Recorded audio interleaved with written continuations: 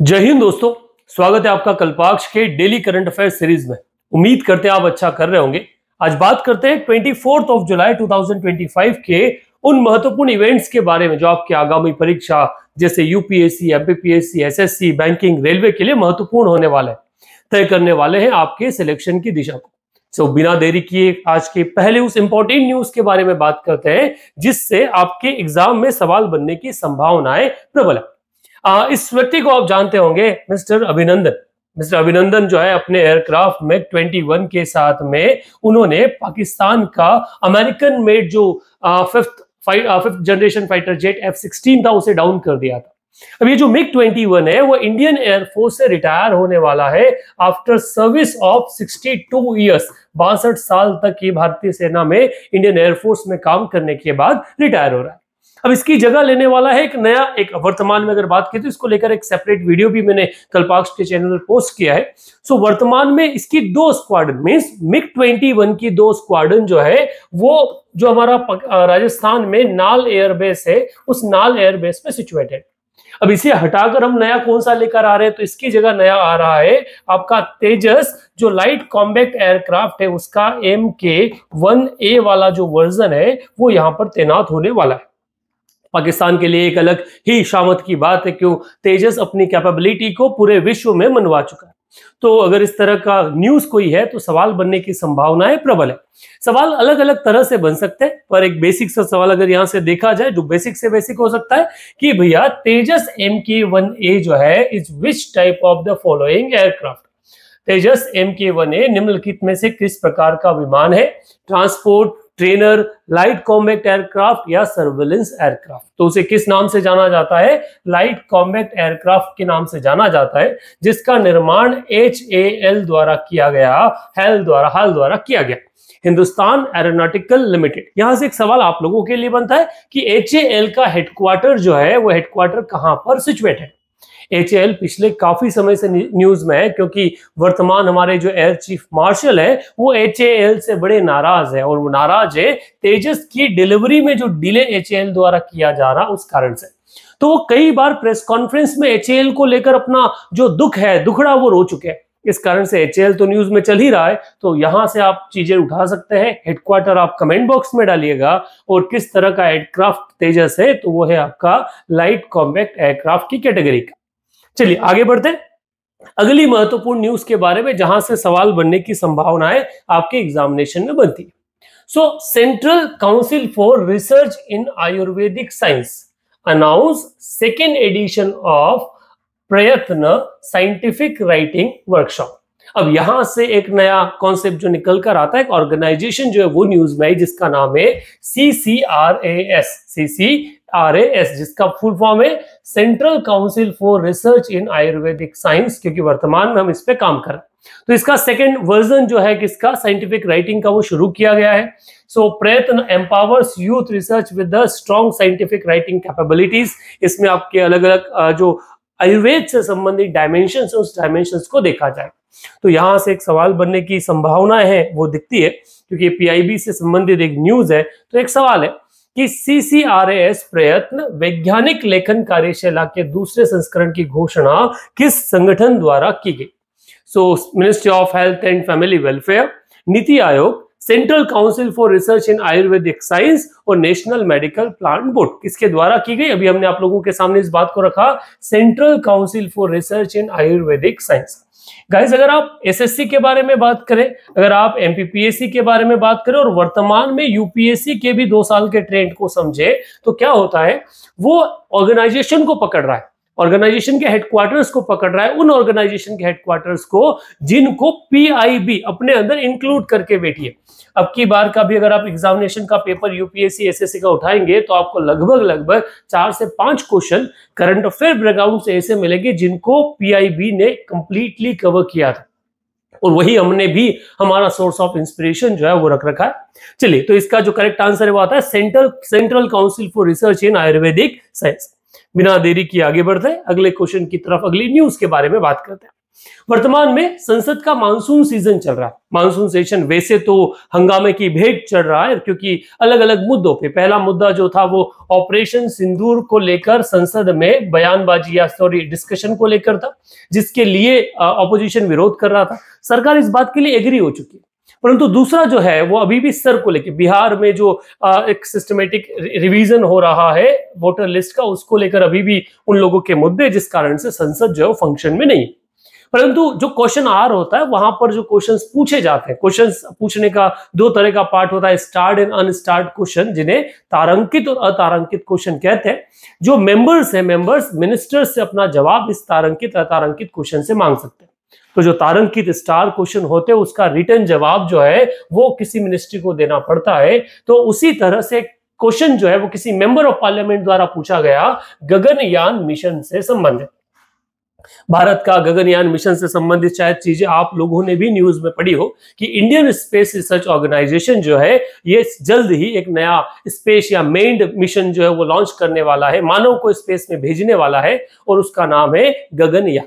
उससे संबंधित कुछ डिटेल जो है वो मिनिस्ट्री ऑफ साइंस ने पटल पे रखी। क्या रखा कि इससे संबंधित क्या स्टेट है, ये human related launch vehicle development means programme जिसमें चल रहा है, जो डेवलपमेंट और टेस्टिंग उसकी कंप्लीट हो चुकी है। ऑर्बिट मॉड्यूल प्रोपल्शन सिस्टम जो है उसके आधार पर भी काम लगभग चल ही रहा है। क्रू एस्केप सिस्टम किस तरह से होगा उसको लेकर डेवलपमेंट जो टेस्टिंग पीरियड में है। मींस ओवरऑल जो मिशन है आपका वो लगभग एक नए दिशा में या फिर अपने कंप्लीशन की तरफ पहुंचने वाला है। इस मिशन का एक बड़ा एम जो है वो है क्रिएशन ऑफ भारतीय अंतरिक्ष स्टेशन BAS बाय 2035। अगर आप लोगों ने सुना हो, वर्तमान में जब सुधांशु शुक्ला जो है वो स्पेस पहुंचे थे तो वो कहां रुके थे, वो इंटरनेशनल स्पेस स्टेशन पे रुके थे, जो बेसिकली यूरोपियन डोमिनेंस रखता है, वेस्टर्न डोमिनेंस रखता है। उसकी जगह भारत अपना खुद का एक अंतरिक्ष स्टेशन बनाना चाहता है, जिसे भारतीय अंतरिक्ष स्टेशन नाम देना चाहता है BAS, जो 2035 तक, जिसमें सबसे महत्वपूर्ण रोल कौन प्ले करेगा, गगनयान प्ले करेगा। अब गगनयान न्यूज में इसलिए इससे संबंधित जो चीजें हैं वो न्यूज में है, और कुछ क्वेश्चंस जो है वो बनते हैं। जैसे प्राइमरी क्वेश्चन इससे देखा जाए तो एक सवाल पूछा गया, what is the name of female humanoid robot being developed for the Gaganyaan mission. Gaganyaan mission के लिए विकसित की जा रही महिला ह्यूमनॉइड रोबोट का नाम क्या है। तो वर्तमान में क्या किया जा रहा है, एक रोबोट डेवलप की गई है जिसका नाम रखा गया व्योमित्रा। अगर आपने इससे पहले सुना हो तो कमेंट बॉक्स में डालिएगा, पर इसका जो ह्यूमनॉइड रोबोट है उसका नाम क्या रखा, व्योमित्रा। जहां से सवाल बनने की संभावना है मुझे दिखती है, अगर आपको भी लगती है तो आपका एक्सप्रेशन उस पर दीजिएगा तो हमें भी कॉन्फिडेंस उससे मिले। सो व्योमित्रा। अच्छा, गगनयान से और क्या क्या सवाल बन सकता है। पहला सवाल कि गगनयान में जो यात्री जाने वाले हैं उनको ट्रेनिंग कहां पर दी गई, ये क्वेश्चन हमने देखा है किसी एग्जामिनेशन में। दूसरा, गगनयान में भारत ने किस स्पेस एजेंसी या कौन से नए देश जो नेशन है उस देश का मदद लिया है या वो हमारी मदद कर रहा है। ऑल्दो ये इंडिजिनियस मिशन है, हमारा खुद का अपना मिशन है, परंतु फिर भी हम सहायता ट्रेनिंग के लिए ले रहे हैं, तो वो सहायता कौन सा स्पेस एजेंसी जो है वो प्रोवाइड कर रहा है, यहां से भी सवाल बनता है। तो जैसे कि दोनों का आंसर जो है वो आपका रशिया है, कि रशिया में ये काम क्या किया जा रहा है, रशिया द्वारा मींस रशिया में ट्रेनिंग दी गई, और रशिया की जो एजेंसी रोस्कॉस्मोस है वो भारत को इस गगनयान मिशन में क्या कर रही है, मदद कर रही है। यहां से अगर और कोई डाउट आपके दिमाग में हो तो आप कमेंट बॉक्स में डालिए। अगला एक और वही पार्लियामेंट वाले पार्ट से, पार्लियामेंट के मानसून सेशन वाले पार्ट से, कि भैया मानसून वाले में जो इसरो से संबंधित है, जो इंडिया स्पेस टेक्निकल कोलैबोरेशन को लेकर बात करता है। तो इस सवाल में या इस पर्टिकुलर पार्ट में देखा जाए तो एक सवाल पूछा गया कि भारत किन किन देशों के साथ में स्पेस टेक्निकल कोलैबोरेशन में है। तो वर्तमान में भारत लगभग 21 देशों के साथ में और 5 मल्टीलेटरल बॉडीज के साथ में क्या कर रहा है, सैटेलाइट जो रिमोट सेंसिंग होता है उसको लेकर, या फिर सैटेलाइट नेविगेशन को लेकर, सैटेलाइट कम्युनिकेशन को लेकर, या space science and planetary exploration या कैपेसिटी बिल्डिंग को लेकर क्या है, कोलैबोरेशन में। Bharat Indian space research organisation विश्व की टॉप 5 स्पेस बॉडी में से एक मानी जाती है। तो कई जगह इनका कोलैबोरेशन चल रहा है, जिनमें से कुछ महत्वपूर्ण जहां से सवाल बनने की संभावना, जैसे Indian space research organisation ISRO जो है वो नासा के साथ काम कर रही है ज्वाइंट सैटेलाइट मिशन पे, जिसका नाम रखा गया है निसार।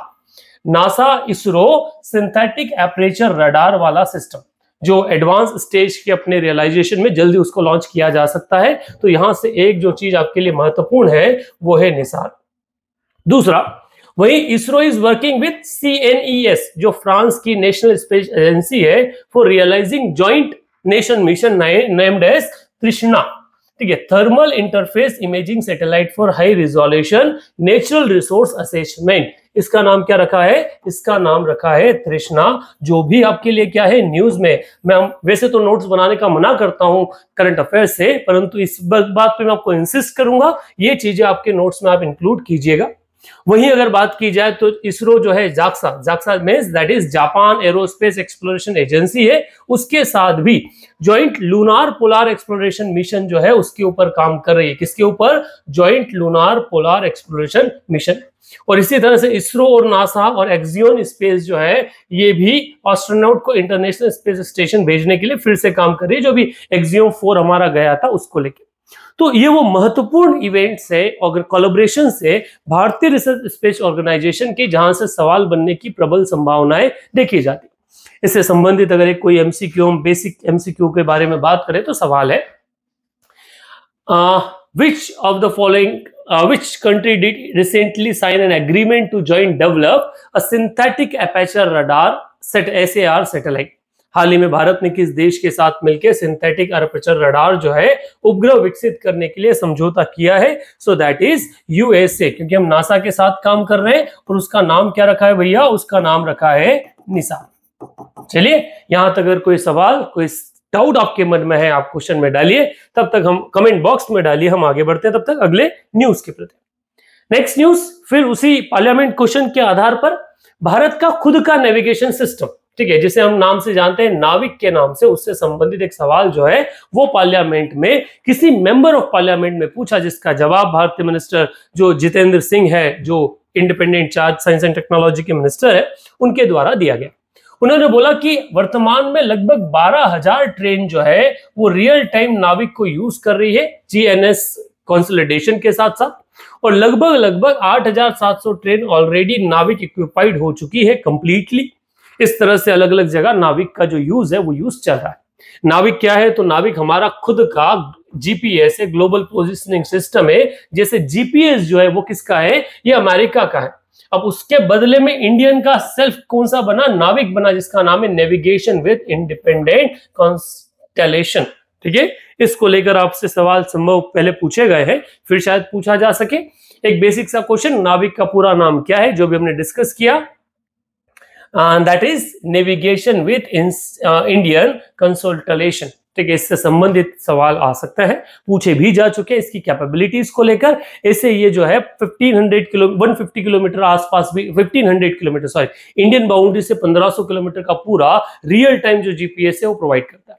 दो तरह का पार्ट काम करता है, एक तो होता है रियल टाइम जो स्पेस जो डिफेंस एजेंसीज या बाकी चीजों के लिए, और बाकी ये हम लोगों के लिए एक स्टैटिक डेटा जो है वो अवेलेबल करवाता है। आजकल कई सारे फोन जो है वो नाविक इनबिल्ट आने लगे हैं GPS की जगह पे। अगला न्यूज जो महत्वपूर्ण, जिसने सवाल बना या क्वेश्चन बनने की संभावना, और वह United nation international year of cooperatives 2025 से संबंधित। भारत का एक मंत्रालय है मिनिस्ट्री ऑफ कोऑपरेटिव, जो रिसेंटली स्टार्ट किया गया और जिसके मंत्री, जो पहले मंत्री और वर्तमान मंत्री हैं, अमित शाह है।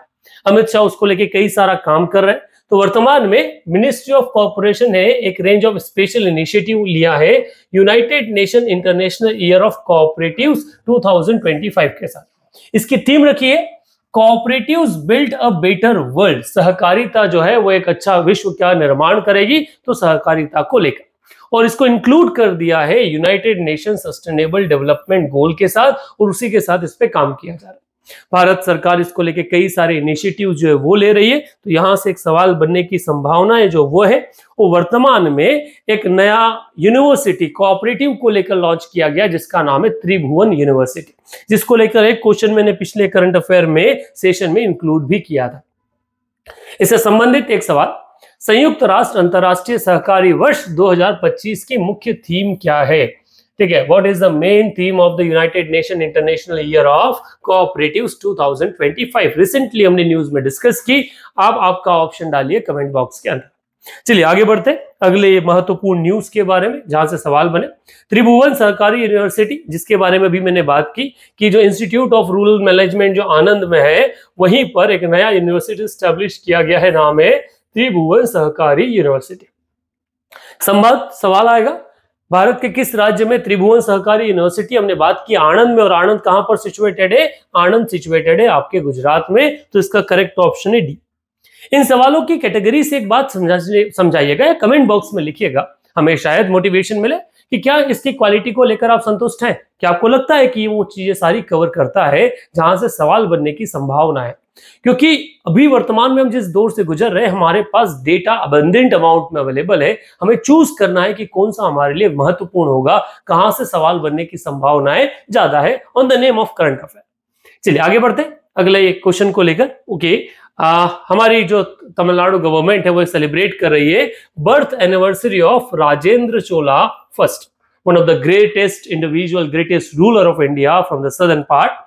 Commemoration of 1000 year of his maritime exploration to Southeast Asia और establishment of a new city Gangaikonda Cholapuram temple, या उस टेम्पल के जिसको नाम दिया गया आदि तिरुवथराई फेस्टिवल।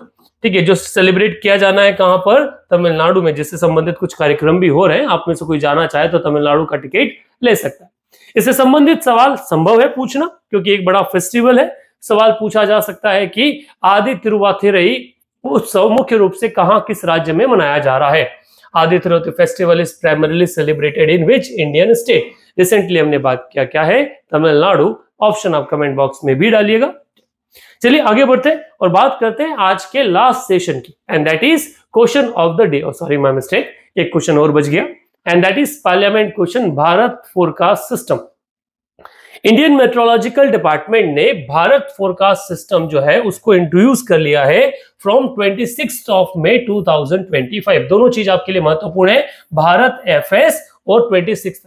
ये क्या करेगा? तो ये लगभग 6 किलोमीटर के रेजोल्यूशन में हर पंचायत, हर गांव में, हर क्लस्टर में आपने देखा होगा कि हर गांव के बाहर एक एंटीना मेट्रोलॉजिकल डिपार्टमेंट ने लगा रखा है फॉर द फोरकास्ट एक्यूरेसी। और यही क्रिएट कि आजकल थोड़ा ज्यादा अच्छा डेटा हमको फोरकास्ट के रूप में, रेन फोरकास्ट, मानसून जो फोरकास्ट है उसको लेके मिलता है। अच्छा, इसका डेवलपमेंट जो है वो इसीलिए किया गया कि हम क्या करें, एक्यूरेसी दे पर एक्सट्रीम वेदर जो प्रेडिक्शन होता है इस प्रेडिक्शन से संबंधित। तो इसको लेके जब न्यूज आया तो सवाल भी यहां से बनता है, और क्वेश्चन कहता है which Indian organisation launch the Bharat forecast system? Bharat forecast system किस भारतीय संगठन द्वारा शुरू किया गया? ISRO, ministry of earth science, Indian meteorological department. ये किसके द्वारा किया गया? भारत मौसम विभाग द्वारा। C is the correct option. So this is all about the from the current affairs of today, and now the last part, that is question of the day. कल 23 जुलाई को चंद्रशेखर आजाद और लोकमान्य तिलक दोनों की बर्थ एनिवर्सरी थी, और उन्हीं बर्थ एनिवर्सरी से एक सवाल आपसे पूछते हैं कि चंद्रशेखर आजाद जो है, ठीक है, उनको वो कहां शहीद हुए थे, कौन से पार्क में शहीद हुए थे? नेहरू पार्क, आजाद पार्क, कंपनी बाग या आनंद बाग? एक तो सवाल इसके अंदर है, और दूसरा वो जो पार्क है वो कौन सी सिटी में सिचुएटेड है? ये क्वेश्चन आपके लिए जनरल। ठीक है, इसका आंसर आप कमेंट बॉक्स में डालिए। सेशन कैसा रहा रिव्यू जरूर दीजिए, अपने दोस्तों तक शेयर कीजिए, और कल्पाक्ष के साथ बने रहिए।